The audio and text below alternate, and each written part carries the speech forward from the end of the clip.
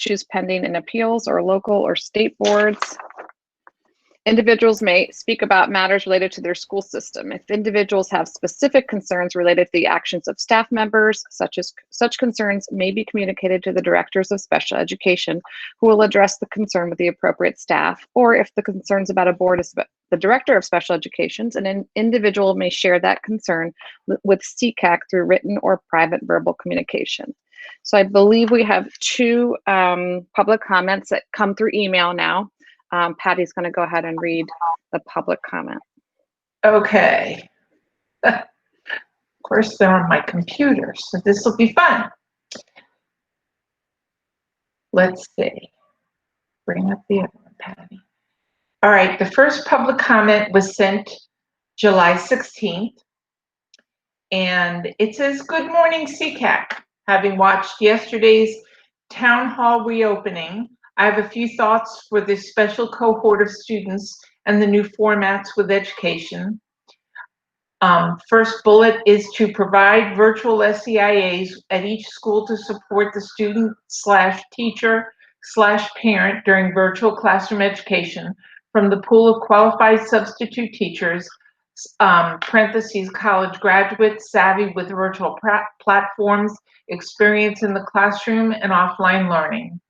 Bullet 2, to offer the opportunity for qualified substitute teachers to have access to, I don't say this right, Schoology, Google Meet, etc., to gain experience in using the different platforms with the goal to be more efficient, ease with comfortable using new technology during virtual learning and when we return to in-person classroom learning.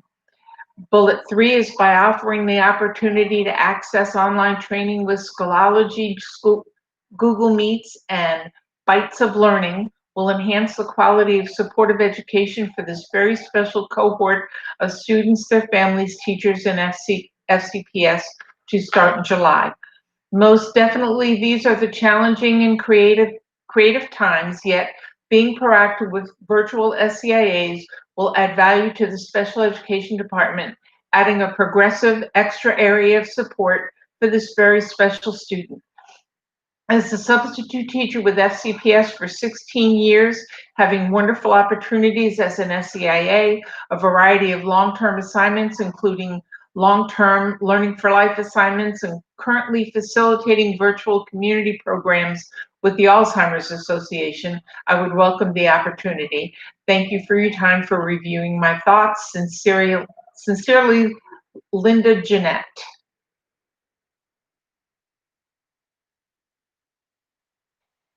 Did everybody hear me okay? Yes, good, thank you. And the second one was sent July 22nd, and it says, "Good morning. As the start of a typical year becomes less and less likely, I have deep concerns about my daughter and her opportunities to learn. As a working mom of 3, it was beyond difficult to support my children this spring. My youngest child has dyslexia, an overall learning disorder, which she receives additional support in several classes, speech delays, ADHD, and DMDD. She needs ways to find more support than I am able to provide her, even if I wasn't working full-time and trying to teach 2 other children. She cannot learn effectively at home. FCPS is doing her a disservice if the school year begins the way it ended. I truly believe every teacher she interacted with did their best job to push her through, but that plan was not sustainable. Will there be a representative for students in special education and those with IEPs at the upcoming meeting, meaning this? Someone needs to advocate that these children need more than an online experience with parents who are not teachers. While I want my child to be safe, I feel she's hurt more by having her opportunities for learning diminished through distance learning. Please feel free to call me at any time." And that was from Laura McCullough. So those were our 2 public comments. Thank you, Patty. And we did, since they were over the summer, we did try to address and direct people in the right direction when those comments did come in.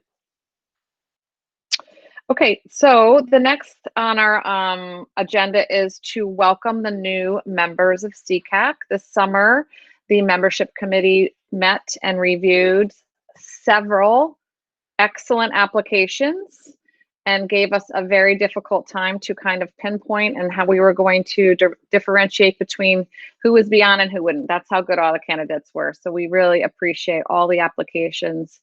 It was hard to make a lot of those decisions. So what I thought we would do is if we could go, I guess we could try to go in screen order around and introduce ourselves and share whether you are a new member or a returning member. And if you are a parent, a community member, or a staff member. And we'll just try to keep it limited at that so we can try to get through everybody. So I am Jennifer Wheat. I am one of the co-chairs. I am a returning member and I am a parent. Patty, do you want to go next?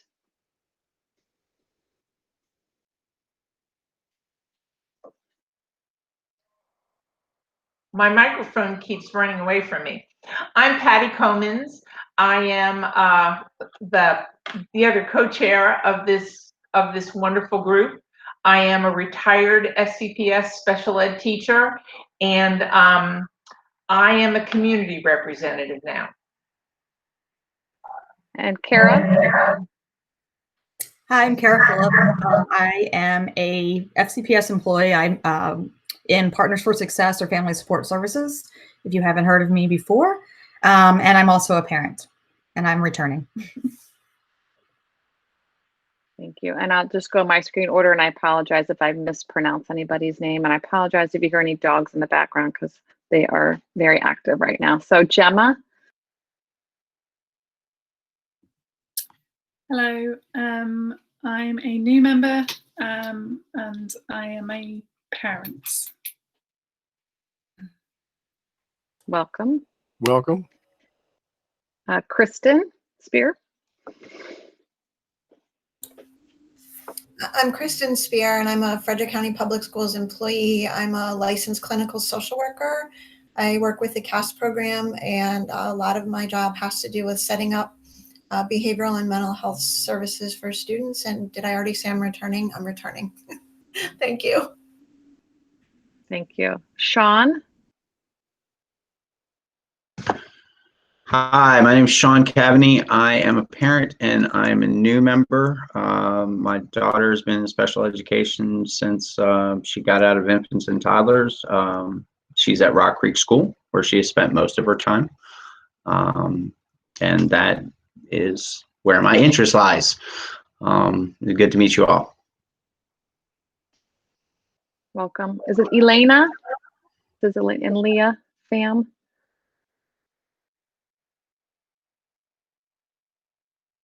You're on mute. You're on mute. We can't hear you. Hey, Jeremy Eckert, how do we get access? Real quick.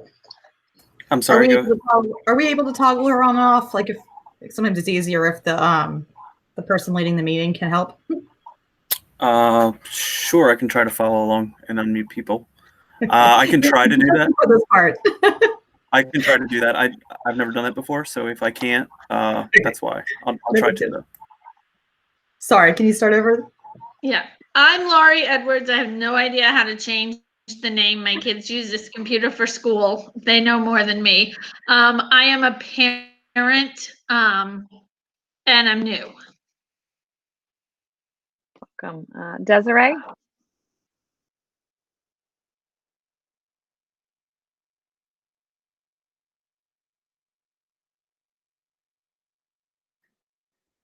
Okay, can you hear me? Okay. Hi, I'm Desiree, and I am a couple different things. I'm a parent, and I have 4 children in this Frederick County Public Schools right now. I have worked in early intervention in the past, and so I worked with young children who had different delays and had to work with speech therapists and occupational therapists and so forth to help them prepare for school. And then I also work for the Frederick County Public Schools as a home hospital teacher. So I'm asked to attend IEPs, and many of the students have temporary issues, but some of them also have some special needs issues. So that's me. Great, thanks. Linda? Or I guess you can go again, Linda. You already did. Go ahead.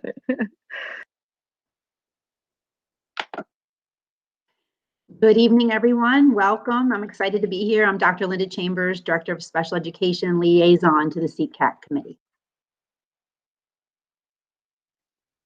And Colleen? Hi, I'm Colleen Akula. I am a parent with kids in Frederick County, but I'm also a special ed teacher in Carroll County, where I specialize in behavioral middle school. I teach both I teach English to both 6th, 7th, and 8th graders, but the program I work in is best. You can probably equate that similar to Heather Ridge. However, I used to work at Heather Ridge years ago. However, all the students that I work with all have IEPs. The most of them are all categorized as having a disability, as an emotional disability.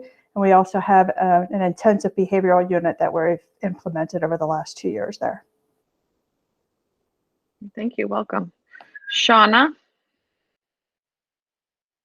Good evening. I am a community member. I started out on this community as a parent years and years and years ago, but now I have continued on as a community member. Good to see you all. Thank you for joining.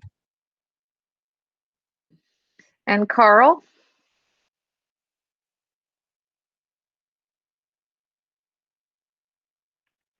Hey, I'm Carl Fanzelter. I'm new. I'm a new member. I'm a parent. I've got one child in FCPS public school, another child in MSD, and then another one actually private. So I got a 3 for here. Great. Welcome. John?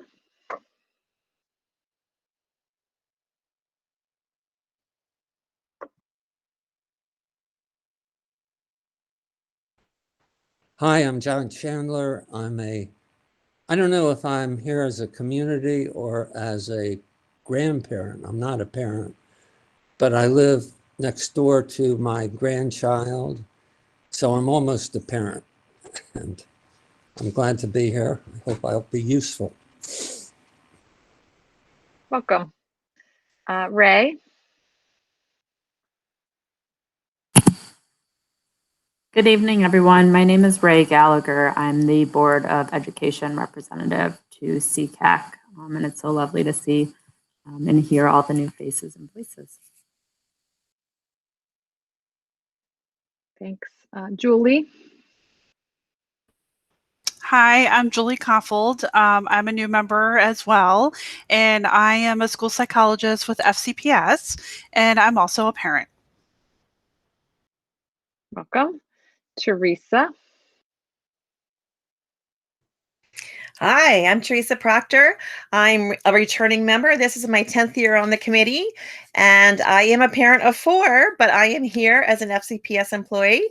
I am a special educator in the inclusive pre-K program. Hello to all the new people and the old returning people.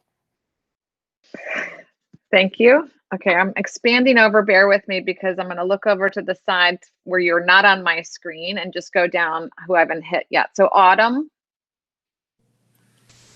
Hi, my name's Autumn Prati, and I'm a speech pathologist. I used to work in Washington County Public Schools, and now I'm working in a private practice here in Frederick, and I'm a new member.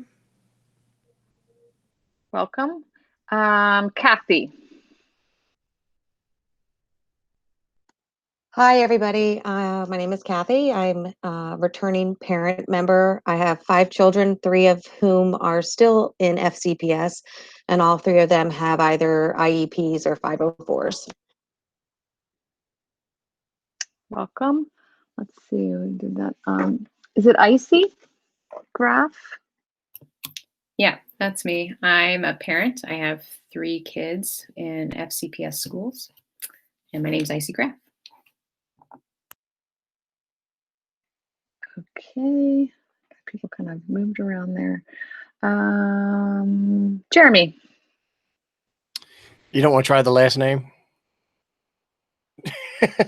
My name is Jeremy Gagne, and I am a parent member of SECAC. I'm an existing member. I believe it's been around 8 or 9 years that I've been on with the group, but I really can't count that high, so I'm not entirely sure. My youngest daughter is still in Frederick County Public Schools, and she is a 17-year-old. Okay, welcome back.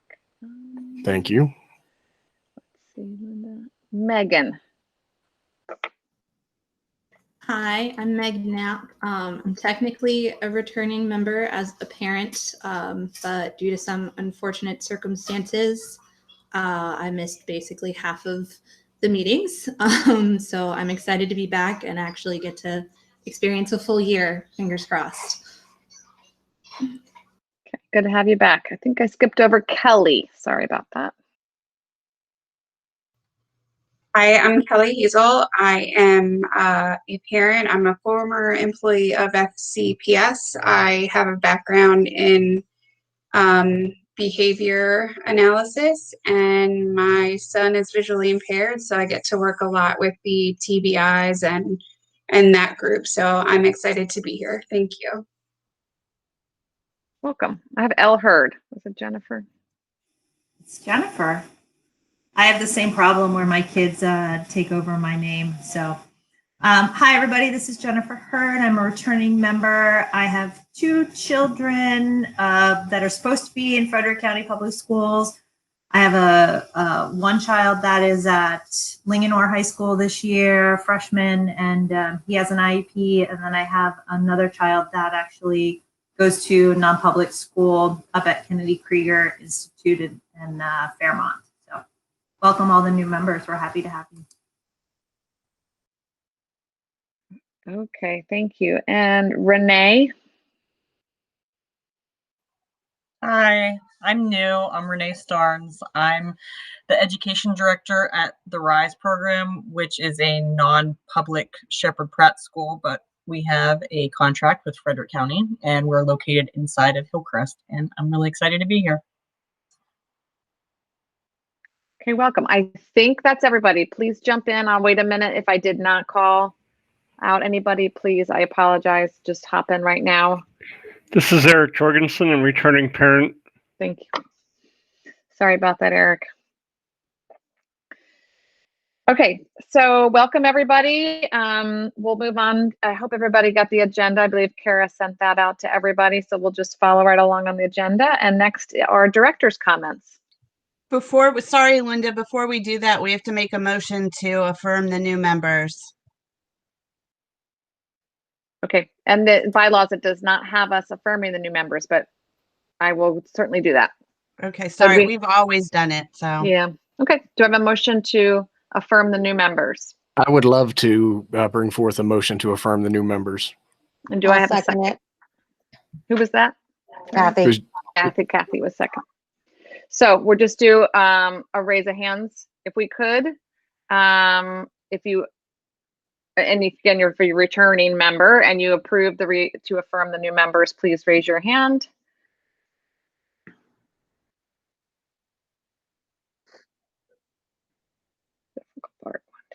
Okay, and the motion carries. Welcome new members. Okay, Linda. Well, welcome new members. We're excited to have you. If you had received Kara's email, you were able to see director's comments posted on board docs. As with any good modeling, as teachers, and you have seen teachers model for you, it's nice to see things at the same time as you hear about them. So you get it in 2 modalities. So I made a presentation for today.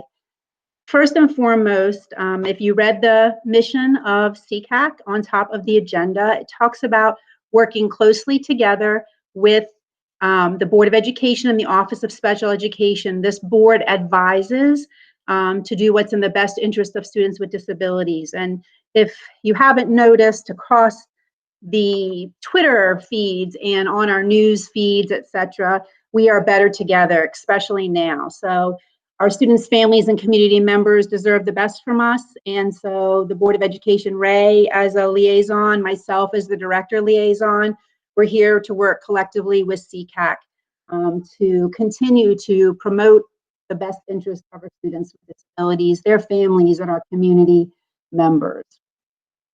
Since we last met in June, and this will be new to our new members, we were able to provide virtual extended school year services to over 800 students with disabilities in the month of July.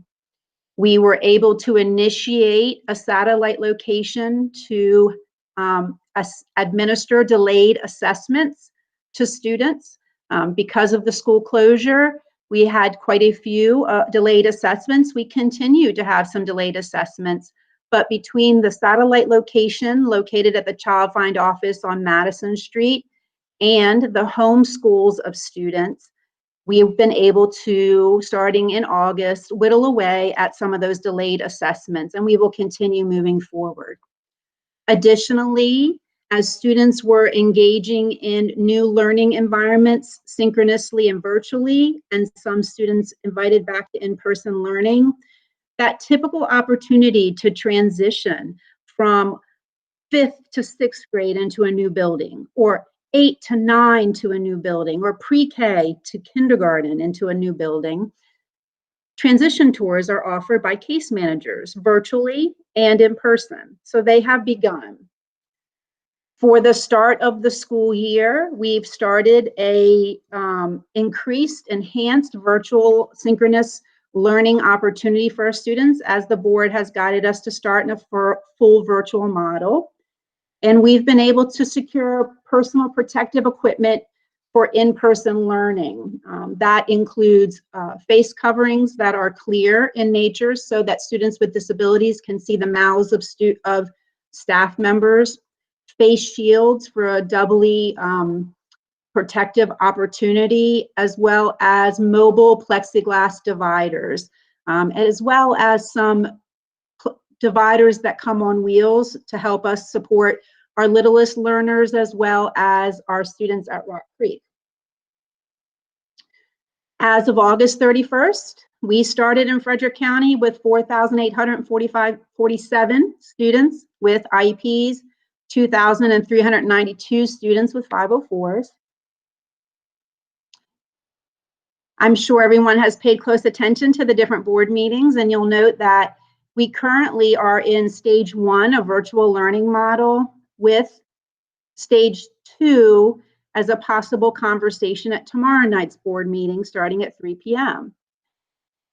Just recently, this past Monday, we increased our opportunities for small targeted in-person learning for students with internet connectivity issues, students with disabilities in programs, and the like. So on August 31st, when our full model started, we had increased synchronous learning opportunities, recording Google Meet as an option so that they can be viewed later by parents and students whose schedule does not meet the requirement of meeting synchronously. More digital resources, including home manipulatives. Telehealth is available for our students with speech services, occupational and physical therapy, music and art therapy, and counseling and therapeutic services. And like I said, we started some targeted small group in-person learning. So as of September 14th, we have a large number of students in small groups who have IEPs, disabilities. And so our students generally who have an IEP but maybe did not have internet connectivity or required a specific intervention have been invited in groups at elementary, middle, and high. Our challenges classrooms have opened at elementary, middle, and high, Learning for Life and Pyramid, special ed pre-K, and our Rock Creek and Success students will start in the beginning of October. The numbers that are listed here are families that confirmed that they wanted to participate in person. So some families declined because of their concern for health and safety needs.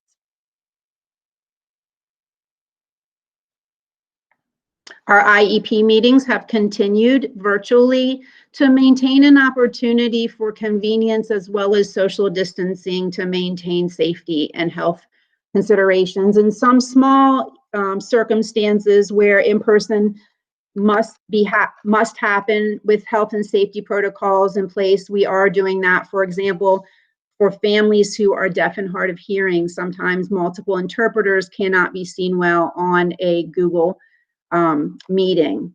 What you see here is our parent IEP survey. We are continuing to have these postcards shared virtually with families so that we can get feedback and do better in our IEP meetings to help families understand services and supports. You'll notice there's a new addition here that I'll talk about in a minute, but the handbook for special education has been revised and simplified into easy to understand language related to the IEP process, and it lives on FCPS.org, and the link to that is here as well. So we always want to encourage families to complete the IEP survey in Frederick County. The handbook, as you can see here, is linked directly to the Frederick County Public Schools website. It is a one-stop shop with links in a PDF document that outlines all the steps and chapters related to the IEP process. So I wanted you to know that it lives on fcps.org and it lives at this site right here, fcps.org/handbook, capital special. And this link is also on your document that you received via email that's posted on board docs. Those links are on this document. Additionally, the Office of Special Education has worked hard to provide a parent website with guidance and supports and frequently asked questions about how to set up a workspace at the home, how to use many of the different online digital tools that are available. The technical assistance bulletins are listed here, as well as guidance and help for IEP and 504 meetings, frequently asked questions, and contact information. So we just wanted to continue to support that this is available. The link is linked on your resource that was posted to board docs. Lastly, you've heard a lot about recovery services. Since the school closure, there is an owing to families of recovery services. Just wanted to speak briefly to that conversation in that the State Department has given us some guidance about the time frame and the collection of data to make good, informed, meaningful decisions with families about recovery services. We know that we're in a time period that we could ebb and flow between virtual to in-person, and if we do raise above a certain percentage of contact of the COVID virus, we may have to return to virtual learning opportunities. With that being said, we want to use the most important data of student learning to determine the compensatory services necessary. So every child with an IEP is considered for recovery services. Not every child will get recovery services. The recovery services are not hour-for-hour services. For example, if you missed 100 hours of speech services, you don't automatically consider 100 hours of speech services owed. And it's based in a decision-making process that meaningfully engages the parents on two levels. The first level is, are they making progress on their IEP? And the second level is, are there services by the nature of the student's disability where they were completely unable to access a service? For example, a blind student who does not have any kind of an accommodation to be able to read the screen. Clearly, those services can't happen, and the services that happen would need to be in person to support them. And that's an obvious example. But keep in mind, there's more to come. As we continue to access virtual, we continue to move towards a hybrid model of learning, as we continue to collect assessment data. All students now are being assessed in the area of reading and math to give all students with or without disabilities to kind of get a barometer to the amount of learning loss there was, that at some point this school year, families with students with IEPs will have a conversation about recovery services, and we will document what is owed to families based on the criteria set forth by the State Department. And then a year, the State Department is saying the school systems have a year to complete those compensatory services. So just something to think about. We can talk about it more. The last comment that I wanted to make is that you may have read on the director's comments that we've had a program in place, our Challenges program, for over 2 decades. And I think the name originally described the program, but the program has changed over the years, allowing for mainstreaming opportunities and preparations for students in their post-secondary learning, where the name doesn't quite match the purpose of the program. So a work group is being combined and put together with multiple stakeholders. We're going to be also inviting members from SECAC and other community members to participate in this work group. So keep your eyes open for an invitation so that that group can consider getting public input and then making recommendations to the Director of Special Education for a new name, for a new and improved and changed program. And with that being said, those are my director comments. Thank you. Anybody want to open up for questions?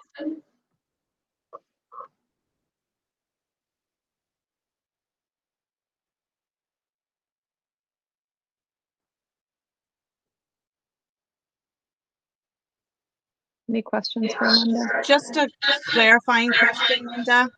You had mentioned BOE tomorrow. Is it tomorrow or is it Wednesday? Clearly, I feel as if Monday was 2 days in a row.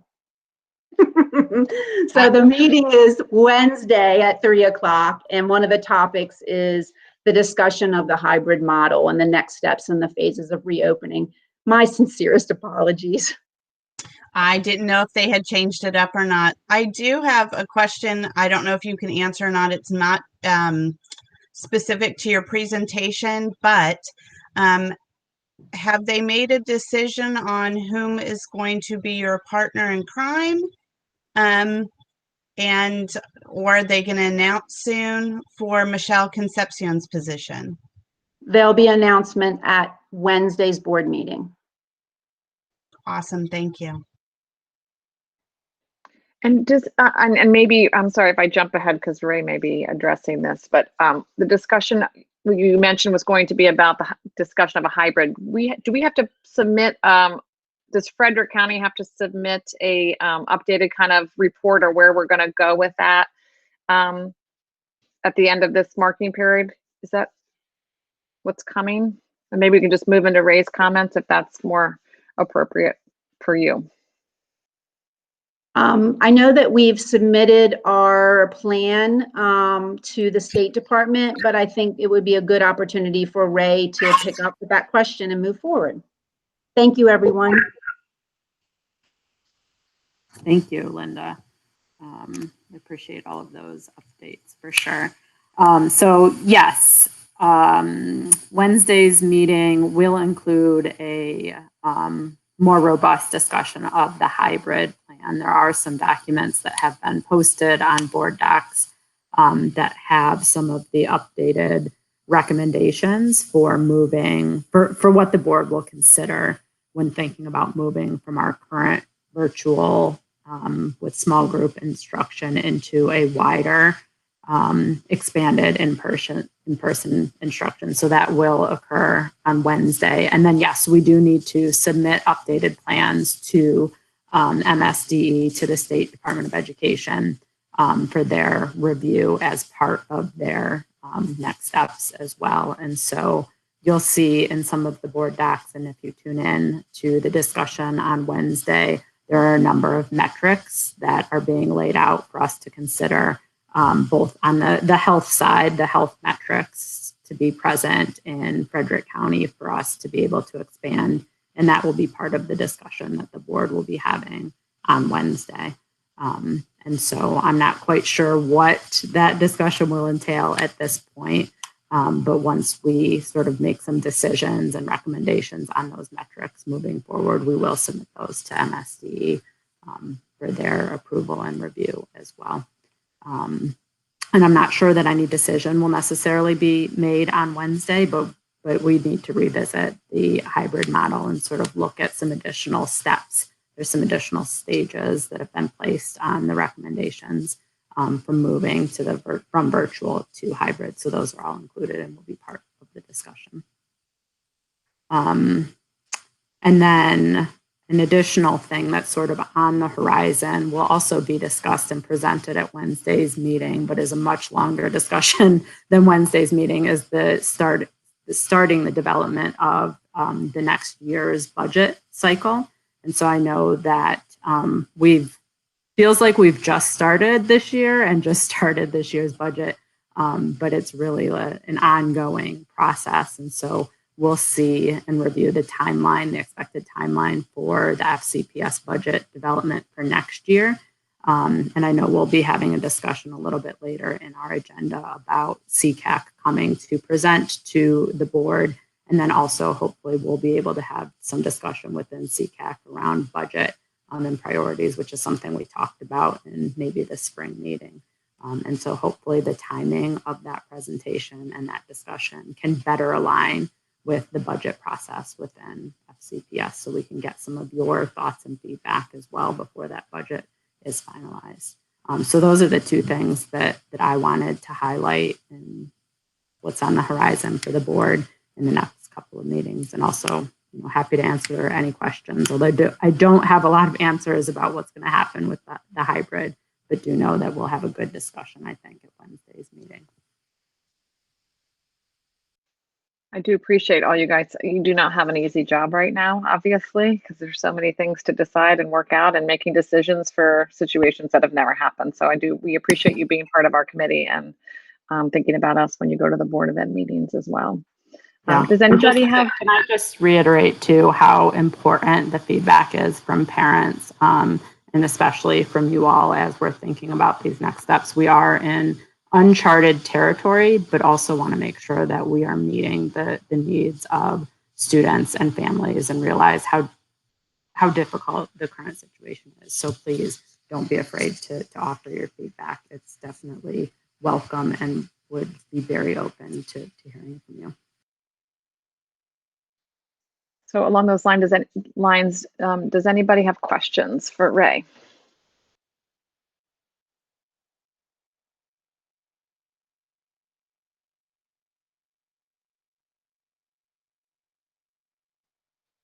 Okay, I always feel like you gotta wait longer just because it takes people longer to find their mute button, but okay, thank you.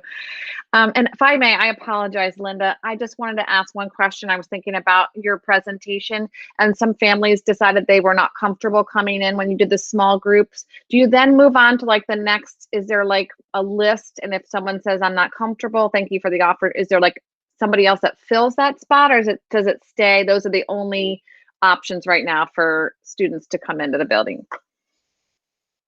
Jen, that's a great question. The decision-making process related to determining students with disabilities for in-person learning have to do with, number one, internet connectivity, number two, a physical or cognitive disability that would impact, and documented loss of learning through IEP progress reports. So on the student's review of their access of their IEP and distance learning plan.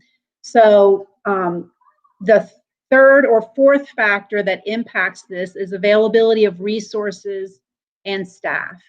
So you may have been following that the opportunity to provide in-person services to our staff is at a volunteer rate. So our staff at about 38% volunteered to do in-person of our total 100% that we would need to meet that requirement. So again, when families aren't ready to participate, certainly we continue to move forward, but the factor that creates a balance in that small amount of handful of students at different locations getting services have to do with ensuring that we have staff to provide the services in person. So yes, we continue to use those measures to continue to invite individuals in. We kind of hit a pressure point or a stopping point, if you will, though, because the amount that we've initially identified, we can serve. But if we were to grow any larger in the voluntary nature of staff who aren't willing to come in, we can't invite more in until that either changes. So yes, we continue to invite them in, students in. And are the so that just made me think of another. Sorry. So when you bring the or offer to the staff if they want to volunteer to come in, is that like a continuous process to see if maybe people have changed, or is it just the initial? I hear that feedback too. Initial inquiry at the beginning of the year.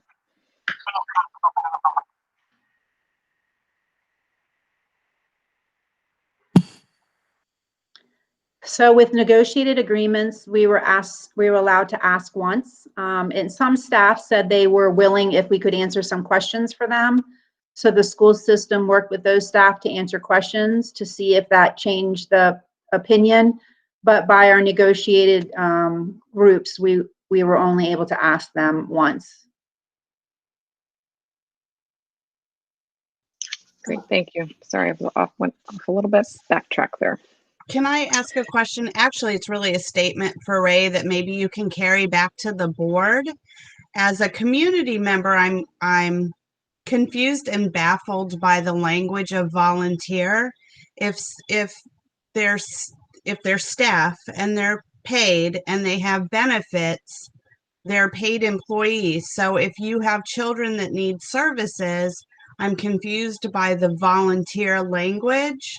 And so maybe if you can, I don't want to debate that with you, this isn't the time or place, but if you can carry that back to the board as part of your discussion. I just don't understand if you have students who need to be served, but you don't have staff, but you're still paying their benefits. At some point, staff have to go in the building. So again, not for us to discuss, but if you would carry that message to the board, I would appreciate, and superintendent, I would appreciate it.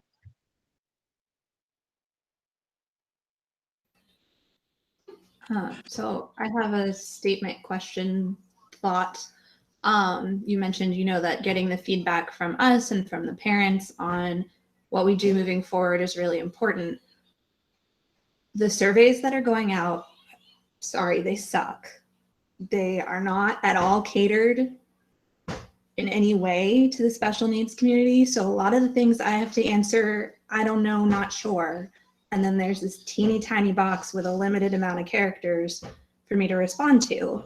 And I'm very fortunate. My daughter is one of the ones chosen to go in person. Again, due to unfortunate circumstances from this year, she lost a lot of progress on her IEP. And I greatly appreciate the volunteer staff. But we are doing, still it's a hybrid model. She's getting virtual learning part of the week. She's going in part of the week. I know there are families who aren't fortunate enough to get their child to go in, so they're doing full virtual. And the thing that I keep hearing from the people that I speak with is my voice isn't really being heard with this survey. So I'm having to take extra time to reach out, write these emails, which I don't have time to do because I'm full-time parent, full-time working, and now a teacher, sitting my special needs child in front of a computer and hoping for the best. And, a lot of the teachers are doing amazing jobs, but we can't give any feedback, I feel like, appropriately because the surveys are catered towards neurotypical children.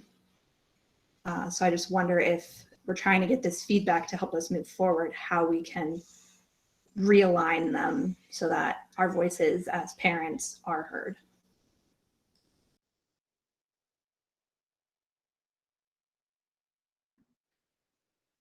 Okay, thank you, everybody. All right, we're going to move on to Partners for Success comments. Okay, so I'm Kara Phillips. I don't even know if I said exactly what I did. So I am secretary, which is why I keep turning my screen off to take notes. But for Partners for Success Family Support Services, if you're not familiar with what I do, it is actually a state position. Every county in Maryland has someone like me or two people like me who work actually birth through 21. I specifically help families that are ages 3 through 21 if they are school age. Or in the school system. And part of what my role is to help families just understand and navigate the IEP process, provide resources, just community resources or state resources or information to families. And then also a large part of my job is creating and bringing in family trainings, parent trainings, and family engagement activities to bring the communities together. That being said, I think you all know it's been a crazy start to the year. So I am working on a calendar now. I don't have any updates, but we do plan on bringing back our parent support groups in October, probably virtual, but some of the other, my counterparts throughout the state have come up with some creative ideas that I want to run by my directors that may be workable in this county. I'm not sure yet, but virtual will definitely bring back some parent support groups with some new, probably meeting norms and things like that. Before it was kind of anyone could sign up. We do need to have some things put in place, so it'll be virtual. And I've also been working with some of our school staff to identify some speakers in terms of in-house speakers to just explain different processes, like what the transition process might be like, whether normally or in this virtual world, maybe some elementary concerns. So I'm gathering information, I'm gathering feedback. And then I also have a budget to work with outside speakers to come in. So I am way open for ideas. I'm going to throw that out there. please send me any kind of thoughts of like, if you would love to hear a topic, if you would love a specific speaker, if you want some clarification on something.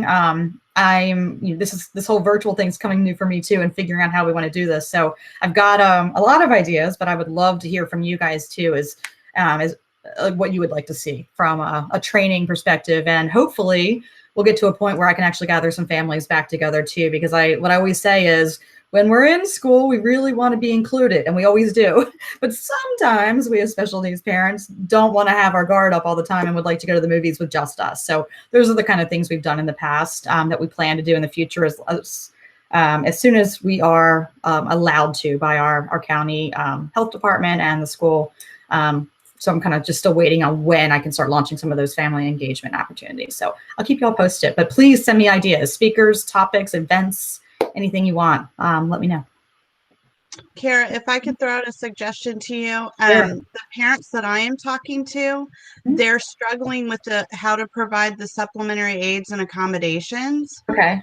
So maybe starting with sharing what Linda shared earlier, that there's the link there, and then what some of those supplementary aids and accommodations sort of look like, what it means, and how they can support their kiddos.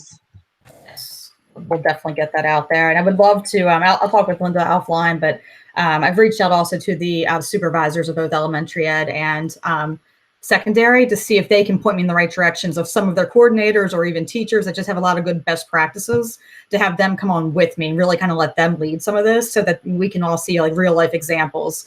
Because I agree, like as a parent, when we're going through the DLP or the IEP process, like I'm writing it all down and I know everyone's trying, but it might be also helpful when it's not us in that meeting to have someone else come in and just explain some examples and things like that. So thanks, John, I appreciate it. We'll work on that. I have a question. Kara? Yes. So you mentioned there are parent support groups and family engagement opportunities. So the support groups are they perhaps like a monthly meeting where parents who have children with special needs can come and discuss their feelings or resources or how they've navigated the different plans, 504 plans, IEP plans, meeting with different therapists? I mean, is that what it is? Yeah, you pretty much summed it up better than I could. So what we have done in the past, and we are looking at changing it a little bit going forward, is that we've met twice a month. historically have done the third Thursday of every month would be an in-person evening meeting. And we've always provided childcare for those meetings in the past. And then we also do like a first Tuesday in the morning for families that need to come, while their children are actually in school. So this has been a little different. I'm still kind of working out what that might look like. But the topics are exactly what you said. It is a parent-led group. It's called A Time to Share. I took over it a couple of years ago, and it's basically like sharing, supporting, helping each other. So I'm there to help guide, but it really is the parents' meeting to discuss basically whatever they want. But the issues you talked about are many times the topic. This year, we're also looking at bringing a social worker in with us just because we think things have evolved a little bit more. So it's myself and my partner, Julie DeRoner, who actually works for the county. She has infants and toddlers. I have school age, and we are considering bringing in a social worker just to help navigate some more of those emotional and maybe bigger issues that I'm not prepared. I'm not an expert in all of that. I'm more a facilitator of those meetings. So are they?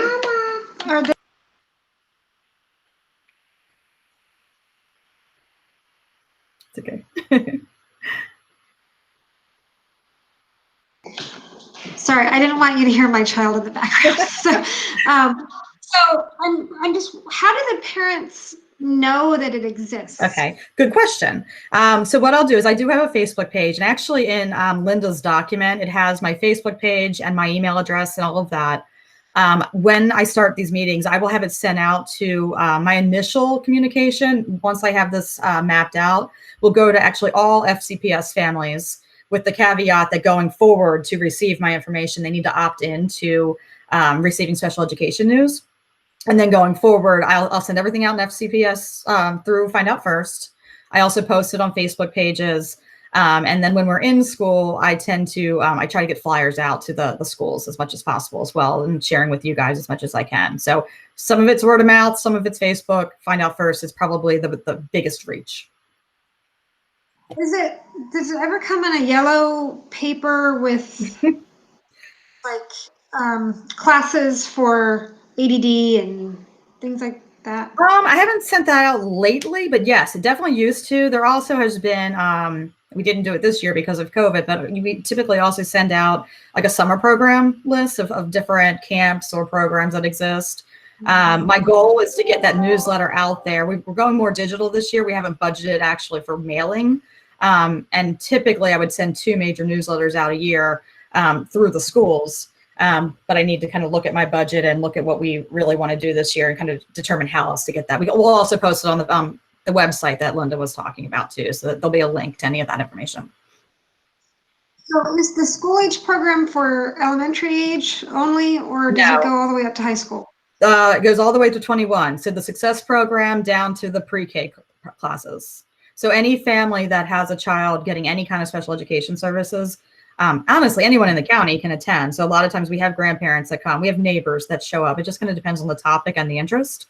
But we try to keep it to Frederick County, though I have partnered in the past with some of our neighboring counties when we have larger events so that we can, promote it even more. And we've been doing some more partnering between counties. So do school counselors know about this? I always hope so. I send out a letter every year, kind of explaining who I am. With a short blurb on this is what I do. Please share with some. I would say some counselors are really, really engaged. I get a lot of referrals from them, and some I've never heard from. So I'm working on it and trying to market myself, I guess. I think just as a parent with a child with a 504 plan, that would have been never heard. Incredibly useful if I had known. Again, I'm open to ideas on how else to get these words out, because it's, I've been working really hard for the past 3 years of trying to find ways to reach our families. But I know there's gaps. And by the way, there's me, like, it's just me. So sometimes it's a little bit, overwhelming when those newsletters first go out, but the more people that know about the services we can help with and just be someone else to talk to is often helpful. Thank you. You're welcome. Thank you. Welcome, by the way. Kara, can I make a suggestion? How about a little flyer that goes out at IEP meetings? I've done that too. And usually what I'll do is I'll send it to both the counselor and the special education coordinators in each school. Again, sometimes they make it and sometimes they don't. But Okay. I'm gonna keep trying. I mean, the more times they see it, the more likely it is that they'll go out. So Right. Okay. yeah, thank you. All right, thank you, I don't Kara. know if I'm allowed to Oh, speak because yep. I'm a new member or not. But just as a special ed teacher, granted I'm in another county, but we could, and we always do on ours, it is part of our checklist that's mandatory that we produce the flyer from Partners for Success. And on our IEP meeting notices, it does state that in order to get in touch with the case manager, we also then do, if you have any questions, here's the Partners for Success number.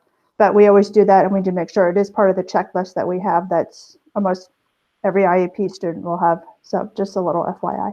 Yeah, no, I appreciate it. And I love Tammy, by the way. She's one of my favorites. I will take that back to the teams that work on the checklist too. So, I mean, we've always gotten it sent home from Claire's teacher, but she's in the Challenges program. And I know some of my friends whose children have IEPs who are mainstreamed or who have 504s don't know about it. Mm-hmm. And so I'm wondering, you know, you say some of the counselors don't necessarily reach out, spread it around, all that. Don't most school principals send out a newsletter? Could it just be like a blurb that's in every newsletter? Because I know the parents here read every single one because they can practically quote it to me. And I know that's not good for every parent, but I figure, you know, more is better. Even if only 5 parents read the newsletter, that's still 5 parents who may not have seen the flyer or gotten it home or gotten it at an IEP meeting or wherever. That's Just a really good suggestion, Megan. I know we send it out at our IEP meetings, but also it could also go out as a find out first, Kara, if you suggest that for once a year at least, to just go out as a find out first from the special ed department. That would be beneficial, I think, to everyone just to see it again. Sure. I mean, yeah. So like what I do, okay, yeah. Instead of just the like, here's the events, here's more of a blurb about in general what my office does, and then things that go with it. I'll add that to my list. Thank you. Kara, do you work with Lady Runner? Because I found out you and everything you do from Runner because Gavin was in toddlers and she directed me right to you, and I feel like that's the best connection as we come out of infants and toddlers for her to lead us right to you. But what I'm getting from other parents is that must not be happening, because I still get an email from Julie at least on a weekly basis telling me to contact you. Yeah, so I'm a little confused. Julie definitely will keep you on her list until you ask her to take it off. And then, yeah, I mean, she and I work hand in hand, so she tries to promote what we do together all the time. But I also will add to Child Find, and they do have all of my information, but I can reach out to that team as well to make sure they're sharing with families what my office does. Thank you.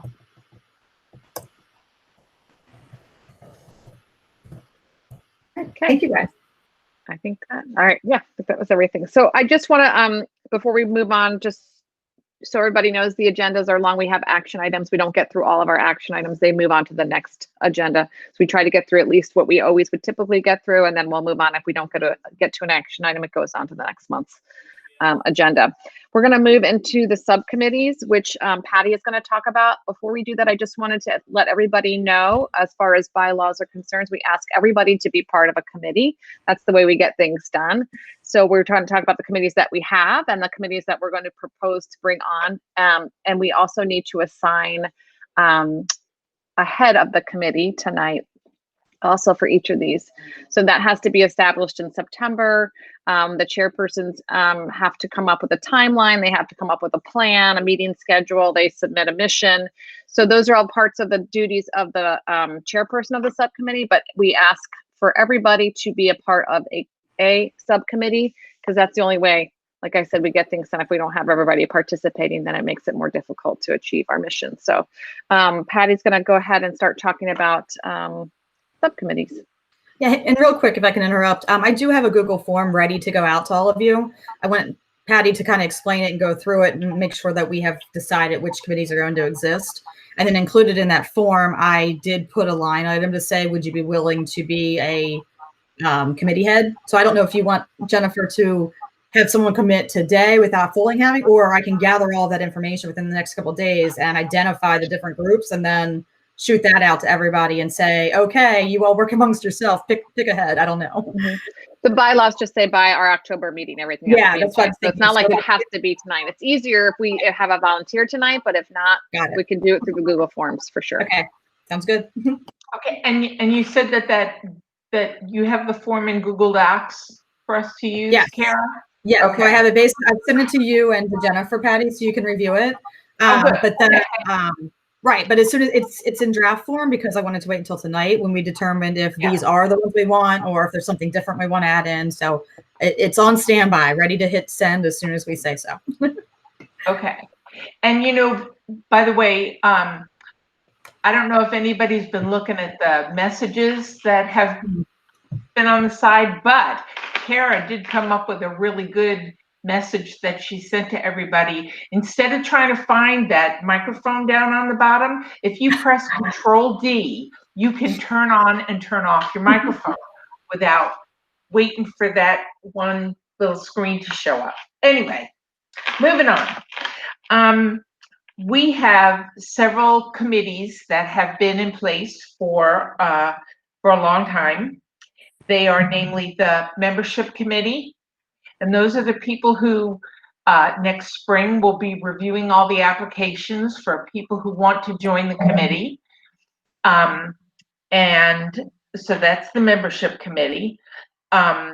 We have a few people who have been on it for a long time, dedicated members to that committee, but it never hurts to have a few more.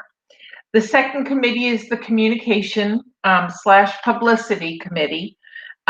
What they do obviously is do a lot of work with the resource fair that we have in the spring to make sure that we have documents at the resource fair for people to be able to look out. We have a nice little brochure that has to be updated.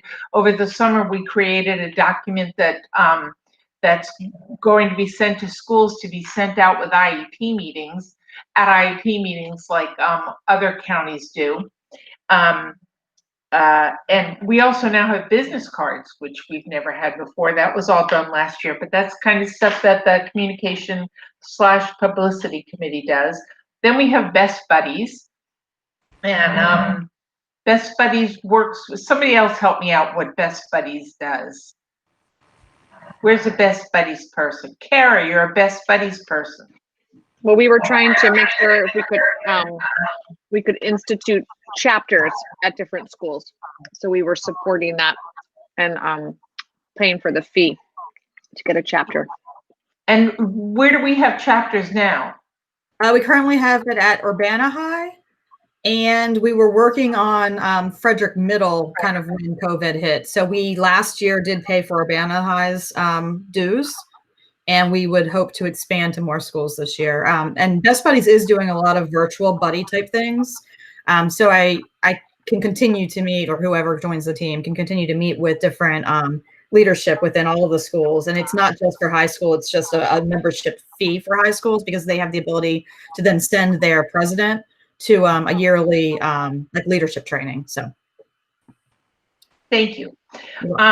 And then we talked a lot about last year about having some new committees, only because the person who had been our secretary for many, many years, not only was the secretary and she was the treasurer, but she also did all the work for the resource fair, and she did all the work for the retreat that we have each year. So we thought that that should be broken up into different committees also. And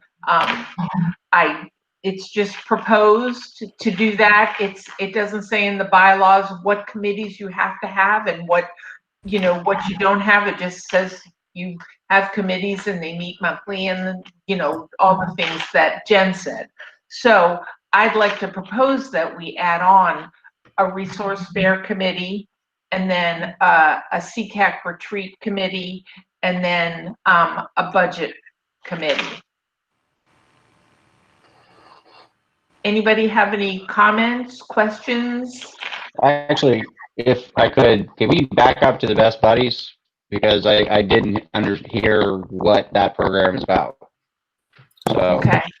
Sure, this is Kara. So it's a national program. It's pretty prominent in Maryland, but it is a nationwide program where it's typically the type of students they're looking for is they're looking for neurotypical students who are looking to be more like the peer mentor. And then traditionally within Best Buddies, it tends to be students with intellectual disabilities, but they are also growing for just other types of special needs as well. And then in many of the locations of schools like nationwide, a lot of our children with that are autistic are also becoming the peer mentor. It just kind of depends on the group and what it looks like in each school. So in some ways, sometimes some students are the mentee and other times it's the mentor, and it can change based on the dynamics of the different groups.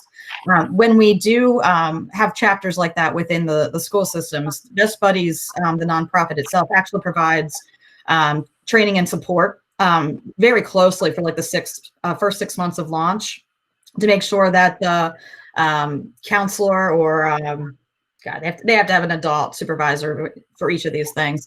They make sure that they're supported. They make sure that the students are supported and coming up with ideas. And then they really kind of help gather some of these like meetings and group things that they try to do. Part of the requirements are that they do buddy up, they partner up. It's almost like a match program where those that are looking to be mentors, that are looking to be mentees, fill out different forms, and you kind of get matched up. Now, of course, everyone will get matched up in some way, but they try to kind of do that with similar interests and things like that first. They meet regularly. They eat lunches together. Many of them will then, create these long-lasting friendships. The goal is to create long-lasting community friendships that they'll have. And in hearing some of the, the Best Buddy, I would say like graduates, they can go on and continue this in through adulthood too. There's a different chapter that goes in through like after you graduate school. So a lot of what we've been hearing in the past couple of years is just some of our schools have created these organically. Some are there, in different levels, but Best Buddies is a national program that does cost a yearly fee. And so we have in the past been helping pay for that. And again, if we grew with more than one, I'd love to see all the schools have them, to be honest, but or something similar to it. And that's basically what it is. And if you just go to, I think it's bestbuddies.org, you can also look over a few of those as well. I'll double check that website, but I'm pretty sure that's it. Thank you. You're welcome. Thanks. Thank you. So based on what I've just been talking about, I'd like to propose that we have that this form that Kara is going to put out is going to have a membership committee, communications committee, Best Buddies, one for the resource fair, SECAC retreat, and one for the budget. Anybody have any objections? Not an objection, just a comment. I think we're okay with the full board right now, but if we have fewer members, it may be hard to fill all of those committees. My second comment is, as far as membership committee, that is the only committee that the chairs appoint the committee chairperson for that one. The rest of them, it's whomever is interested. But we do have a full committee right now. We do have a full committee right now. Okay. Well, that's good. Just make sure you write your names on the Google Docs. And I think it's something certainly that can be discussed, since the committees, you can change your committee each fall. You can sign up for a different one. So I agree with, we have a full panel, like Shauna said, but there may be years we're smaller and we can certainly adjust those committees, I think, since there is no bylaw about which ones we have to have. A question. And historically, some members joined a couple different subcommittees. So there's that piece too. There's the answer to that question. Yeah, and if you get the form, you'll notice that you have the ability to check more than one. Okay. All right. So, Jen, you want me to continue? Yes. I'm sorry, but you can only chair one meeting. One Yes. committee. Yes. You can be a member, but you can only chair one. So, yep, keep going, Patty. Okay. Okay, thanks. The next thing is, next item is a budget review, something that we have to do every month. And right now, obviously, we have a new budget. Our budget is $2,500. And Kara, do you have that document available to just show on the screen as to what the items are on the budget? Yes, give me 1 second. I'm going to pull it up. While And she's this pulling that up, I'm sorry, Patty. Were we going to get committee reports at all? If there was a report from membership or communication or best buddies since our last? Do we want to have the heads, the chairs of those committees present? I don't know where all the, I can tell you that as far as the communications committee goes, we were under a real constraint with time to spend the money in last year's budget. So I went ahead and I reconfigured the little trifold brochure that we used to have for SECAC, just saying who we are, what we do, that kind of thing. And I've made it into a one-page document. It's going to be on bright gold paper. And we had almost, I believe $300 to spend, close to $300 to spend on it. So we've gotten 3,300 copies of it, or we're getting through 3,300 copies, and it'll be delivered. We're going to be delivering it to all the schools with the idea that they're going to be handing them out at IEP meetings, because I've been to meetings as an advocate in both Washington County and Howard County and Carroll County, and they all hand out documents like that to give to the parents to provide them with more support. They've given out Partners for Success documents also. So anyway, that's communication. Membership obviously did their job, right? They did a great job. Wonderful job. Just so you guys know, just for a number, because I was tracking, this is Kara, but Shauna and team can speak to it. We currently have 29 members. I think we're missing 2 or 3 people today. 3 of us are non-voting members, and that is, this is Kara, myself, Linda Chambers, and Ray Gallagher, because we are staff or Partners for Success or Board of Ed or directors, so we are not able to vote. And in the current stat of that membership is we will have to have at least 14 members, voting members, attend every meeting in order to have our quorum to have a vote there. If we want to vote on anything, I mean. But there were a lot of people. That was awesome, guys. It was a really good year for membership. Yes, it was great. Yeah.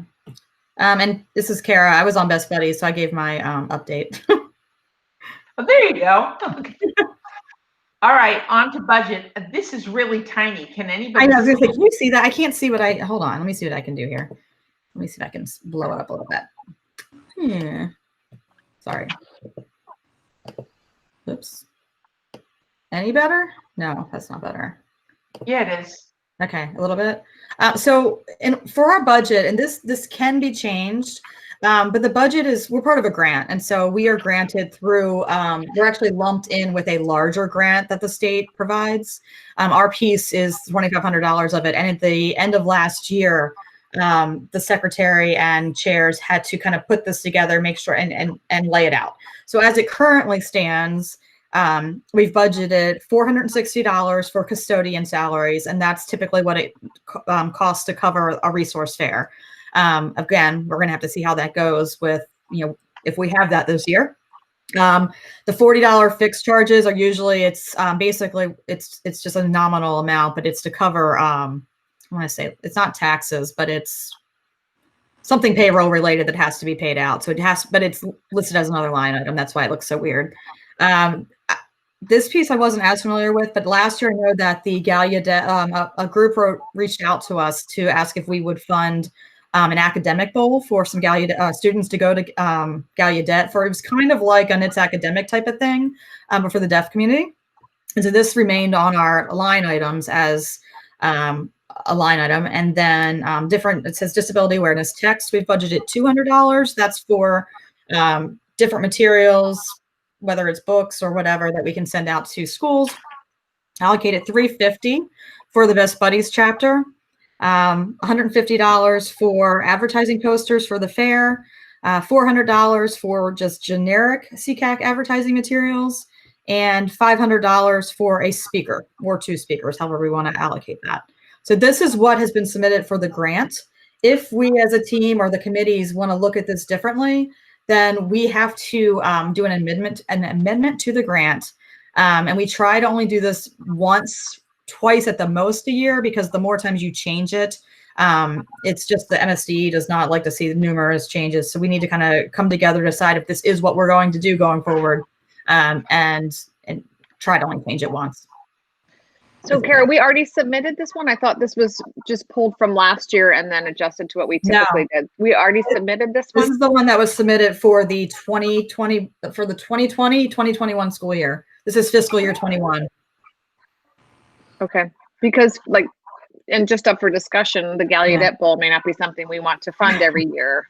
Yeah. You know, we would want to do Best Buddies. We have a resource fair. I think that the executive board is still discussing speakers or no speakers or how to move forward with that. Exactly. So as you guys, or maybe even the budget, I don't know, whoever's going to work on this, we will need to work with Elisa Trammell to do an amendment for the budget, because this has been submitted. This is what was approved by MSD at the end of last year. Okay. And I will, and we can discuss this when the budget committee is decided, but there are many parameters now to a budget. It used to be more simplistic. Yeah. And there's certain lists we can pull from. So if you're going to be part of the budget committee, which we would be very happy to have you there, there's certain like ways we can only spend the money. So those would be like the parameters that the state has now said that we must follow. Right.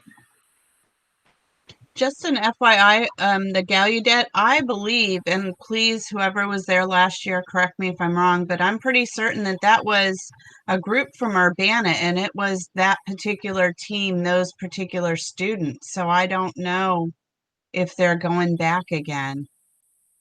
That's a great question. Yes, and I agree. So if there are other schools that need other things that are needy, then we would want to make sure we're not continuing to put money towards only one direction and not others that request it. Now, this was a request. They came forward and requested, and other people will do that. So everybody knows throughout, they'll approach SECAC and ask for grants, or they'll ask for, if they go to a symposium and they need their entry fee paid for. So the people will come forward and ask for different things from the SECAC committee.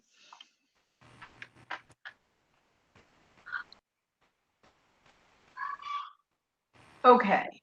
Oh, John, I see that you are unmuted. Did you want to say something? I'm sorry, I didn't mean to be unmuted.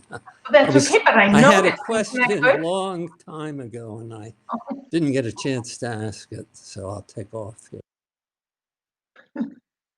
Okay. So now that we've done that, now the next thing I had down as a as an agenda item is a bylaw discussion. Now, does everybody have the most current bylaws? I know they were I believe they were sent out. They appear on board docs. They're also on the Google Drive, which Kara's going to explain how, you know, how to get to where we are in Google Docs. But anyway, the bylaws are up for, I'm going to pull this up. The bylaws are up for review every 2 years by the executive board, and then they get submitted to general membership for review and final approval. But there can be amendments to the bylaws, and they need to be submitted to the members at least 20 days prior to a vote during a general meeting. Some of the things that we had talked about that would need amendments to the bylaws are the split of the secretary and adding in a treasurer position. and additional committees, which we talked about already, timeline changes, and that means meeting dates because it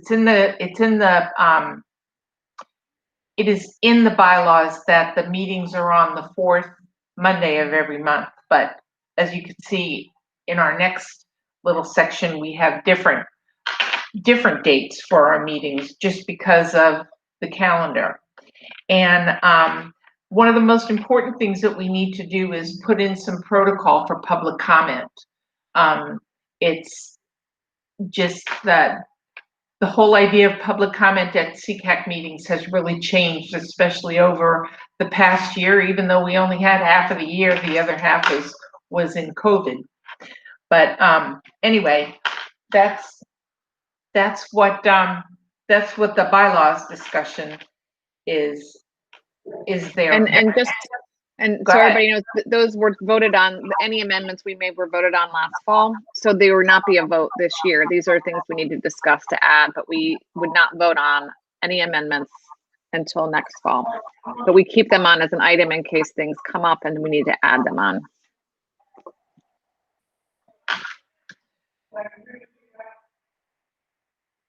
Okay. Close that. Okay, next is the proposed meetings for us for the entire year. If you have the agenda, you can just look. Some of them are the fourth Monday of the month. Obviously, this one was the third Monday because next Monday is a day off from school. It is a religious holiday, and we didn't want people to, have to come. It's a very religious holiday. Anyway, those are all the meetings that that we're supposed to have. Does everybody have them, see them, and object to any of them? Need any changes to be made? Patty, I don't have that in front of me. Can you just run down it each month and tell us the dates? Okay, I'll start with next month, October 26th, and then November 30th. December, there is no meeting. We traditionally don't have a meeting in December. January 25th, February 22nd, March 22nd, April 26th, and May 24th.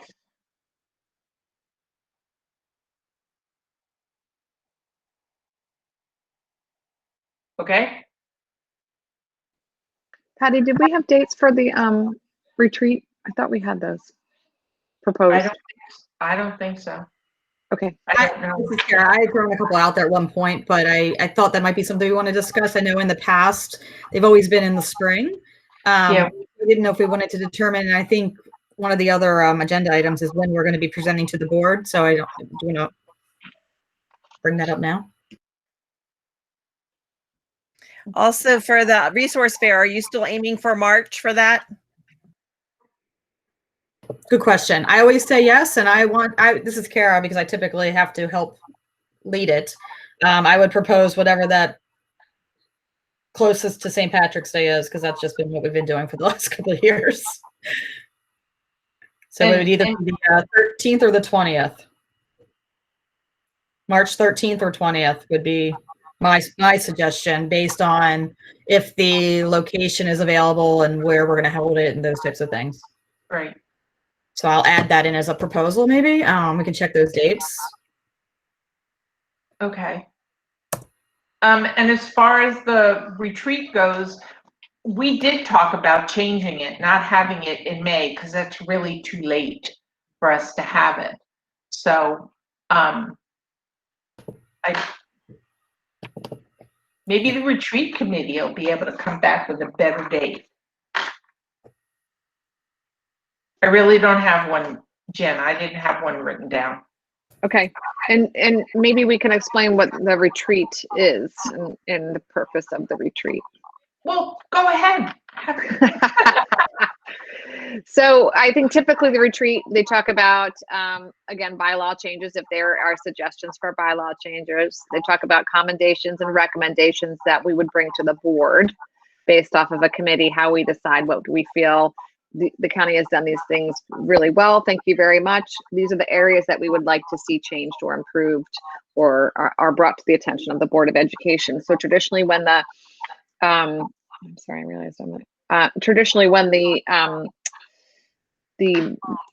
retreat was in the spring and if we went to the Board of Ed, it was almost as if it was too late. We were going to the Board of Ed in May and June and saying these are things we would like changed, and the year was over. So it didn't seem to make much sense. So the discussion was to move the retreat earlier in the fall so that if we have a committee or the retreat committee comes up and says this is what, and this is done, by the way, with everybody. We just kind of do it outside of these meetings to kind of open up the forum and have discussions. And then we can decide what to bring to the Board of Ed. And Shauna, I'm sure you can jump in also if there's anything that I missed off of that. Now, you guys hit it pretty well. The other thing, maybe this is a simple way of putting it, was almost hot topics, things that we had heard, things that we, because we do encourage people from this committee to talk to their community members, people at their school, in their neighborhoods, to hear, just to get feedback. And so it was another opportunity to sort of talk about those hot topics. Thank you. Thank you. And we will be talking about that pretty quickly down below, but there's one thing that we do have to do, and that is, well, are we approving all of these dates for our SECAC meetings? Oh, I got one thumbs up. That's good. Yes, there's two. Yep. I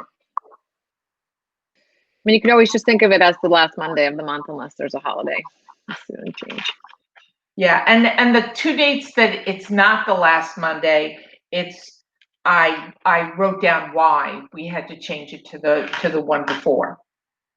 So it looks like we're getting yeses all over the place. That's wonderful. Thank you very much. Now the next thing is, does everybody have the minutes from the meeting that we had on June 29th? Everyone who was a SECAC member at the time, especially. Because one of the things that we need to do is we need to see if we approve those minutes.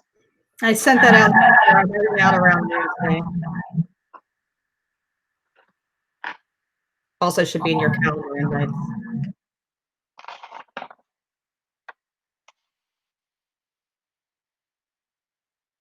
Well, with having so many new people on the committee who weren't there at the last meeting, how do we go about this, Jen? I think we can do the same as what we did to affirm the new members. And if you are a new member, you don't vote on the June minutes. And so looking at the amount of people that I had the list up earlier that are voting members.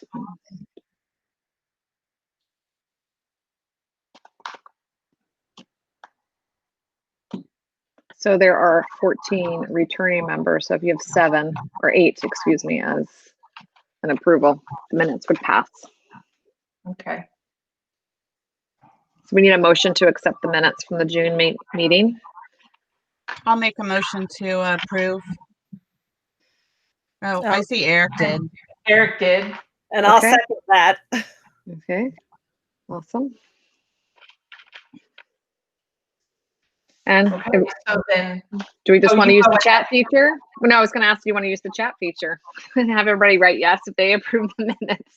And we can just kind of move on from there. I think that sounds pretty good. It's coming.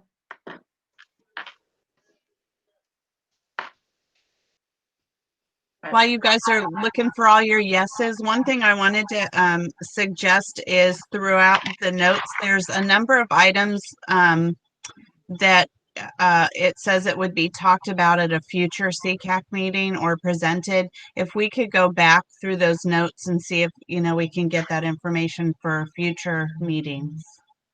Yes. Yes, definitely. Okay, we have 8 yeses. The minutes passed. I like that. I'll talk about the next one, and then Jen, if you could kind of take over after that on the new things. But one other update that we had is we had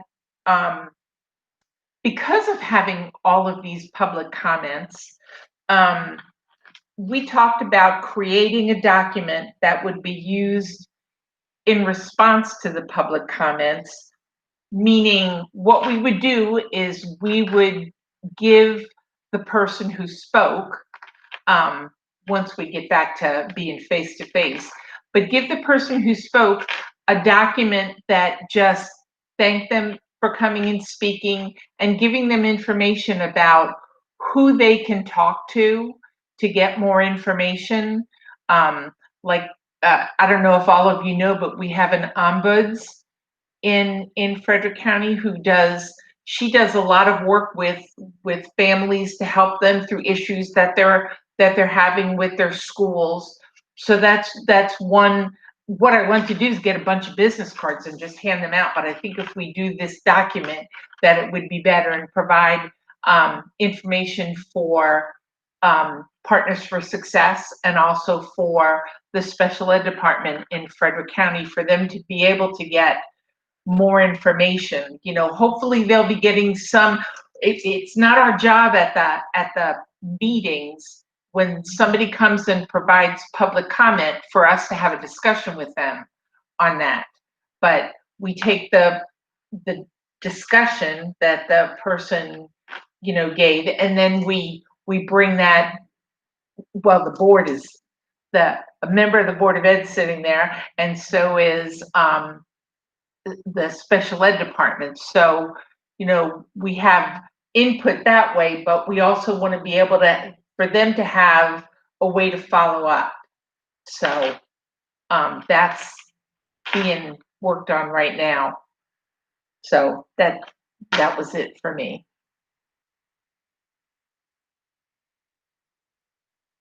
And just to let everybody know, it is 7:35. We try to keep on time. A lot of times it does not work, but there's a lot of us that now, and we've had some really good conversations. So, and I talk too much, so I'm going to be quiet. So the next item, I think it'd be worth. So the next item is about the commendations and recommendations for the Board of Education. These were the ones that Patty listed on there were for the 1920 school year. So these are the ones in the past. We didn't ever get to speak to the Board of Ed because school was never, because we all went on hold and we never spoke in front of the Board of Education last year.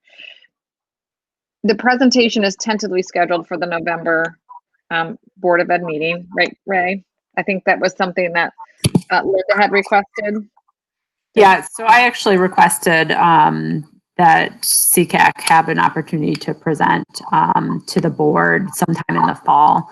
The tentative dates suggested that we discussed at the last meeting that Linda mentioned was for November 11th. Now there is some flexibility in that if you would like, or if this group would like to push that a little bit later, I can make that motion for the agenda, but right now it's tentatively scheduled for November 11th.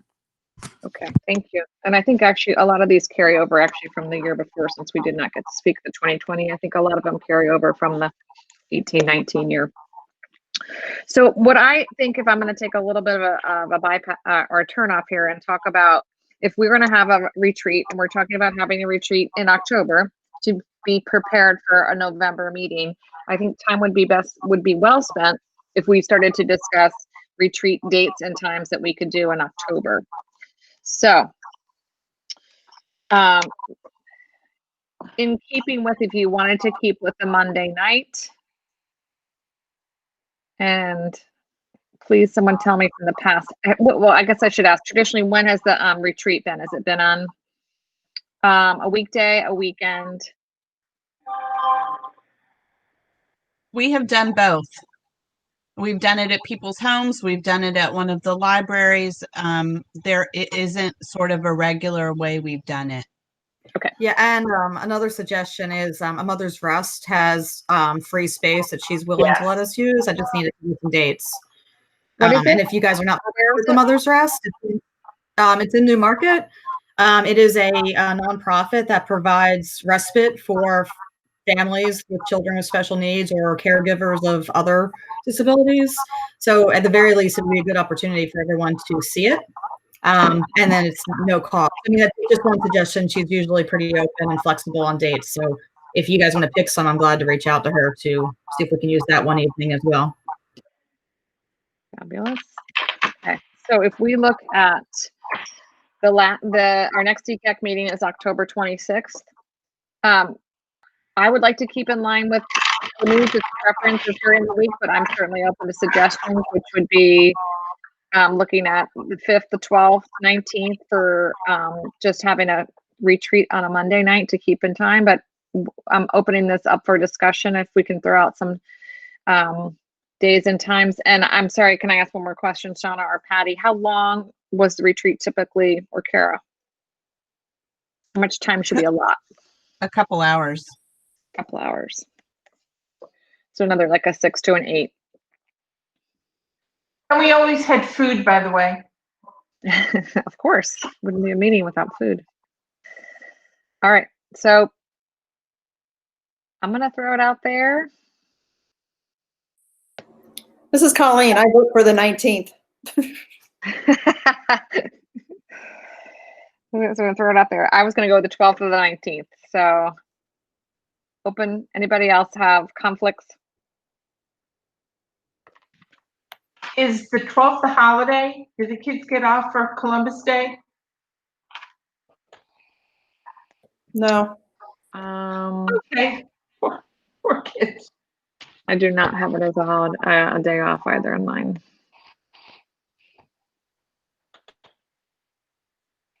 Does anybody? How about this? Does anybody oppose the 19th? Is there people who are there? Is there a large majority of people who cannot come on the 19th? And we would like to, by the way, this is open for everybody. We would like to have everybody attend. Again, the more voices, the more input we have from everybody, the better. And the better we can put together our recommendations for the Board of Education. So this is one of our chances to talk, more freely about the ideas. Okay. Okay. I'm getting a lot of the 19th. And hey, Jennifer, someone did ask if it would have to be in person or not. And I would suggest that we maybe have both options available, that those that are comfortable, or maybe we figure out how much space is needed. And then also have the option of a Google Meet to go with it.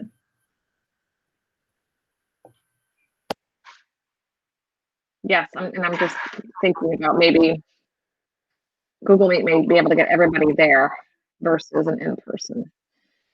Now, if we did a place that we're together, we'd have to have one screen where people can, I guess, log in and we could talk. We could all share, which I guess it's not that hard to arrange. So let's tentatively say for October 19th, 6 to 8, we will offer a virtual means and an in-person means.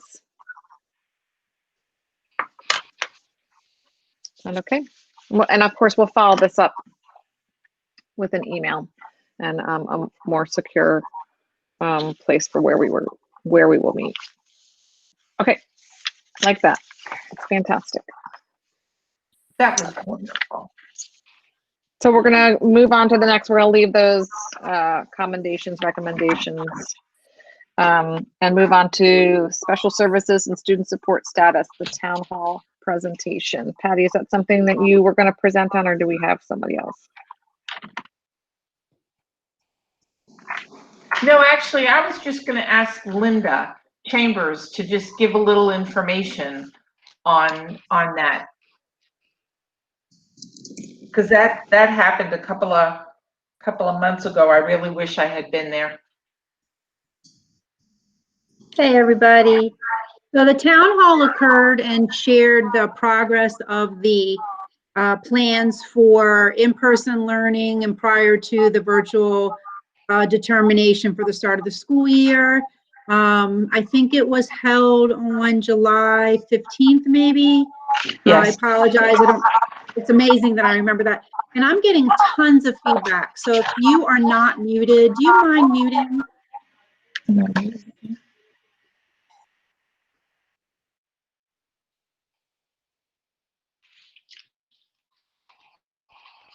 Just waiting for everybody to mute their microphones.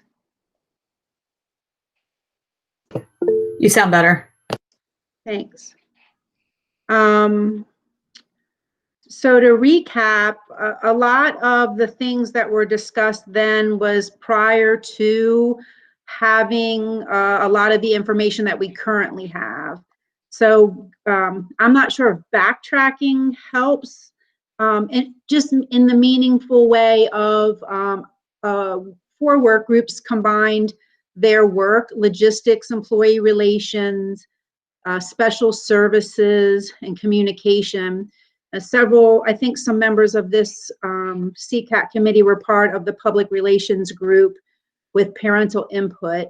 And at that time and stage in July, we were trying to determine what was next in response to feedback from families and the community about the end of the 1920 school year.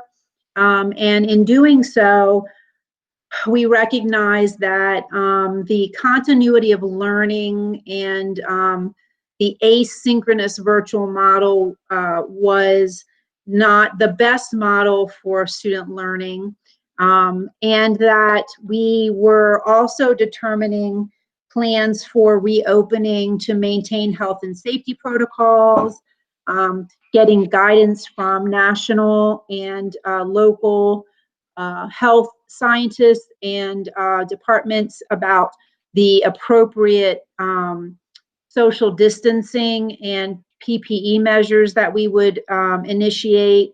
And so all of those things were in the works during the town hall to share that information. Since then, today's presentation is much further along that I've shared with you in regards to the PPE has been secured. We have opened in person. We are doing delayed assessments at a satellite location. A lot of those things in July were brilliant ideas that hadn't been initiated yet. And so thanks to many community members, family members, experts nationally and internationally, we were able to get systems in place and to support our student groups, our food insecure, our home insecure, our students with disabilities, our English learners, our homeless students, students who are medically fragile on home hospital instruction. We have been able to provide more improved supports, telehealth and teletherapy to our students who require therapeutic supports. So kind of going backwards to go forwards, I guess, is hopefully that's a good summation of where we were to where we are now.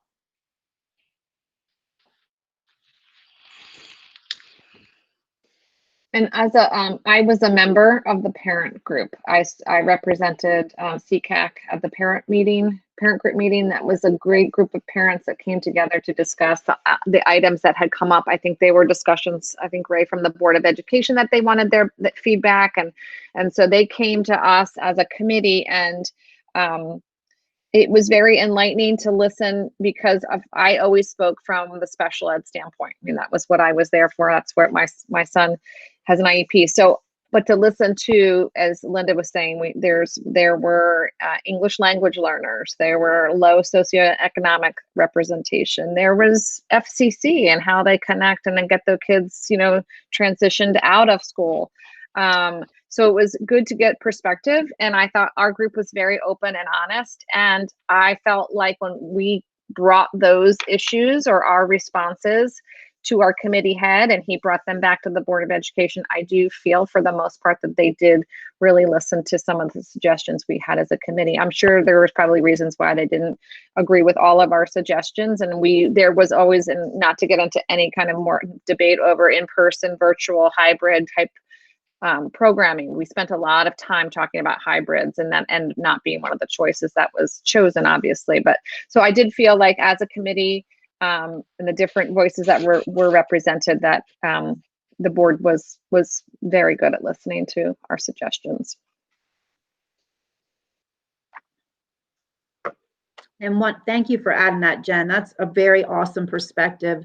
And one of the other things to think about is when the work groups were combined to determine and develop our reopening plans with stages as asked by the Maryland State Department of Education, there was a breadth, like Jen said, of the parent group. There was a huge breadth of different kinds of representations. The same was true in each of the other groups: employee relations, communications, and special services. We had instructional assistants, bus drivers, bus assistants, representations from the FCTA, the FACE, and the FCASA union. We had community members. So it was nice to have a breadth and depth of experts on each work group to cover every single aspect that we were trying to make determinations about. But again, that work group was initiated. Those work groups were initiated the month of June, completed their work through July, and then submitted their final report that you see on the FCPS website, was updated again on August 14th. And so as Ray had discussed, after we discuss, and if we land on a different phase of reopening, that plan will be revised and re-uploaded to the Frederick County Public Schools.org website. Did we have a summer? Did anybody get to the beach? Because I didn't. It's a whirlwind. So we're looking forward again to a great year with SECAC, but also another summer coming our way. Hopefully less virus-free and more ability to be able to go visit some other locations and get a break. So thank you for everything you did. And for those of you that have given input to the school system for reopening, thank you very much. Well, I'm going to brag right now and just say that I'm speaking to you from Raleigh, North Carolina. I'm down here for a week babysitting my 2 grandchildren who I don't get to see very much. So, yes. But then I have to go into quarantine for 2 weeks when I come back. Nope, sure do. Oh, well. But So, in the meantime, go ahead. Go ahead. I was just going to say, I think we have covered everything. We have a couple of things that we have to make sure that happen. We have to focus on the retreat and make sure that it's going to happen. One of those, on the 19th. And I loved what Shauna said, that's from that retreat. When we go and talk to the board, we're going to be talking about the hot topics. And everybody's got to sign up for committees, and that SECAC document that I was talking about earlier that Karen and I are going to take, make sure that those get distributed to all the schools. And Linda, we'd love to have your help. Maybe a little note saying these have to be given out at IEP meetings.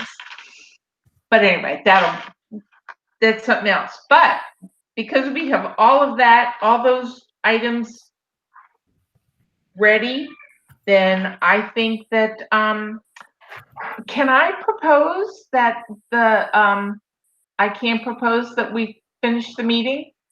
Can I just ask a question? Can I just add?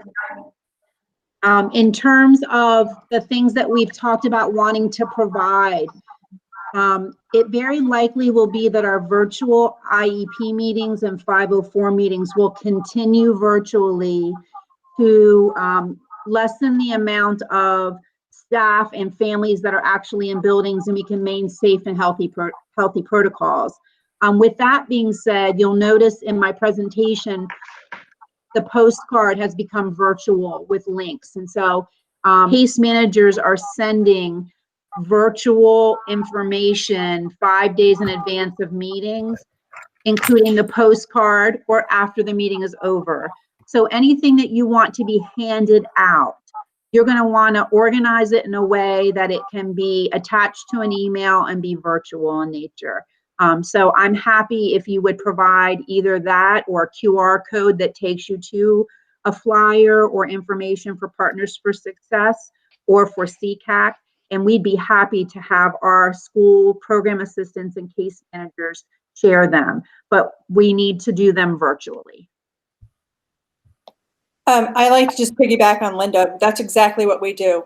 When we provide our meeting notice, when we put down the teacher's name and the Partners for Success number, we also attach a link where the parents click right on, which will take them directly to Partners for Success pamphlet, which is a trifold that they can see online. And then my second question is, how did you guys say that the subcommittee list was coming out? That's going to be sent out, or is it already out? No, so Kara will send out a Google form that you can sign up and choose your committee, because everybody needs to choose a committee. And if you are willing to take on the chair position, you can note that as well on the Google form. So once all the forms are in, then we will have list out of who are the members of the different committees. Okay, thank you. Yep. One last thing. I don't know how you guys want to do the membership chairperson. It's usually the chairs or co-chairs who do it. So I don't know if you want to do it. Are you saying that you're stepping down as a membership chair? I'm saying that you guys have to make a decision. Well, it's not a decision. It's already done, right? You're going to continue to stay on? If you guys want me to continue, I will, but you all have to make that call. I just wanted to, I didn't know how you guys wanted to do that. I think Patty and I unanimously appoint Shauna as chair of the membership committee, if you're willing to, if you'll take it. And I could second that. I am, and I will, and thank you very much. Thank you, Shauna. You did a fabulous job. Thank you.